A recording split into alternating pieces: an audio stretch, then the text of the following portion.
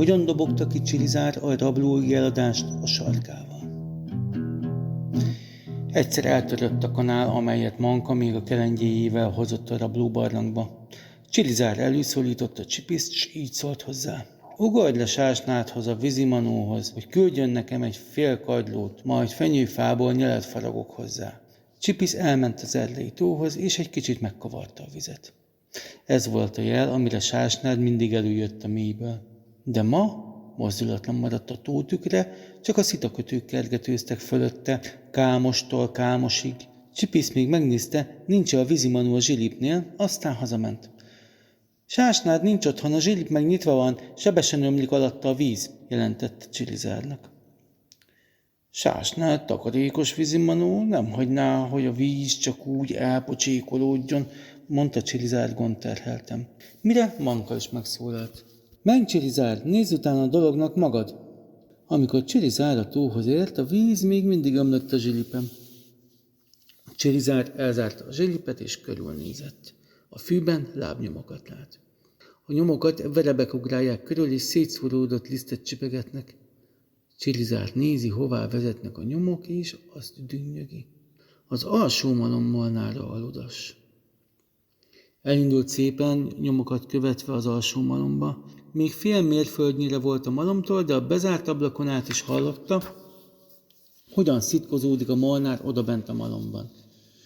Ki az ördög zárta el a zsilipet? Csilizár belépett és megkérdezte. Melyiket? A molnár úgy földhöz vágta a sapkáját, hogy legalább egy sütött kenyérre való liszt szállt fel belőle. Melyiket? Hát amelyik itt van az erdei tónál. Csilizár egy darabig nézte, hogyan forog a járókő, majd békésen így szólt. Én zártam el. Akkor pedig húzd fel újból, amíg szépen mondom, ripakodott rá a molnár. Csilizár elengedte a füle mellett a fenyegetést. Előbb tudnom kell, ki húzta feljebb 4 ujjnyival a zsilipet. A molnár a mellére csapott, hogy csak úgy döngött, és legalább 1 tucat lángosta való liszt gomolygott körülötte. Én! A víz utolsó hulláma most folyt át a malomkeréken, és a malom megállt. A hirtelen támadt csöndben szinte ijesztően hangzott Csilizár szava. Hát te nem tudod, hogy a víznek ilyenkor nyugalom kell? Aki fölöslegesen zavarja, mindenkinek árt vele. Árt, nem árt, sziszegte dühösen a molnár, és nekiíramodott a patak mentén, hogy újra kinyissa a zsilipet. Megbeszélted ezt a dolgot Sásnáddal? Kiáltott utána Csilizár. A molnár nem válaszolt, csak fikmálón legyintett, hogy nem kíváncsi Csilizár akadékoskodására. A molnár távol létében Csilizár körülnézett a malomházban. A padlón vízcseppek nyoma látszott, mintha valakinek a kabátja szárnyából csöpögött volna a víz. A cseppek a malomjárat alatti kamra lépcsőihez vezettek, ahol a molnár a lisztet tartja a hatalmas ládákban. Van ott bent valaki? Kiáltja Csilizár. Senki nem felel. Csilizár lemegy a lépcsőn, és sorra megkopogtatja a lisztes ládákat. Az első nem kong, tel is tele van frissen őrölt liszttel. De amint Csilizár felemeli a második láda födelét, látja, hogy valami lapul az alján. Csak egy halom kell tészta, de furcsa tészta, mert mintha lélegeznék.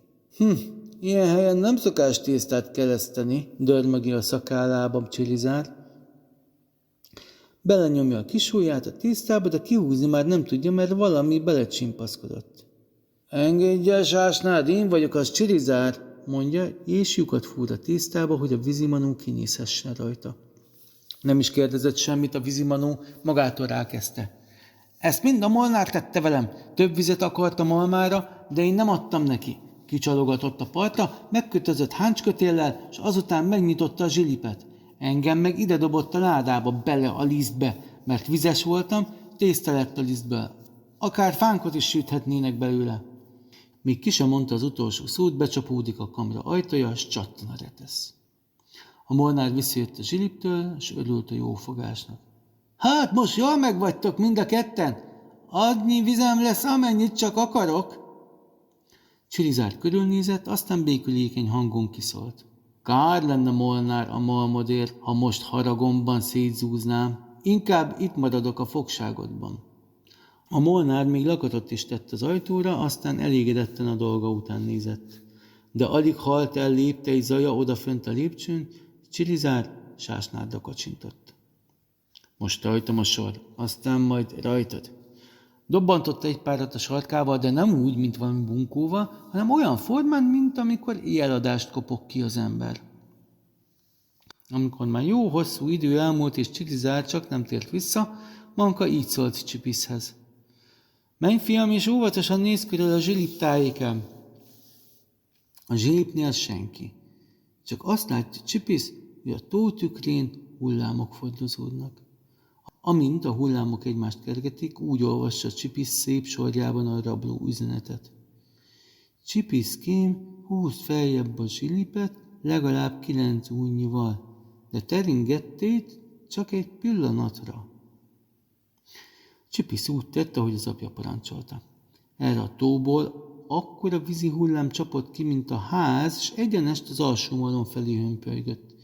Csipisz alig bírt elugrani az útjából, úgy neki zúdult a sarkának.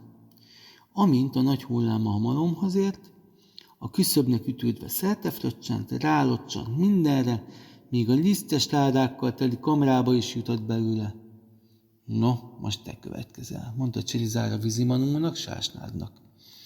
És most már ment minden, mint a karikacsapás. Sásnád megnedvesítette az ujját, és furcsa hókusz-pókuszokat rajzolt a levegőbe. Erre a lakat kinyílt, a retesz lehullott, és ők kint voltak a szabad ég alatt. Sásnád, a vízimanó, most már oda vezette a vizet, ahova akarta, rá is bocsájtotta az egészet a malomkerékre. A malomkerék olyan sebesen kezdett forogni, hogy tüzet fogott a tengelye. Sok vizet akartál, hát most megkaptad, mondta Sásnád a vízimanó a Molnárnak. A Molnár meg csak állt, meretten s a fejét verte 2 öklével, mert a malma kis híján elégett a sok víztől. Csilizár aztán elvitte a tésztába burkolt Sásnádot az erdei tóhoz. Ott a víz alá süllyesztette, a vízimanó pedig odahívta a pontyokat. Azok szépen leették róla a tésztát, és ő megint olyan lett, amilyennek egy vízimanónak lennie kell. Aztán Csilizár a nadrágjába törölte a kezét, kézen fogta Csipiszt, és sarkából kidobogta a jeladás Mankának, hogy már indulnak hazafelé.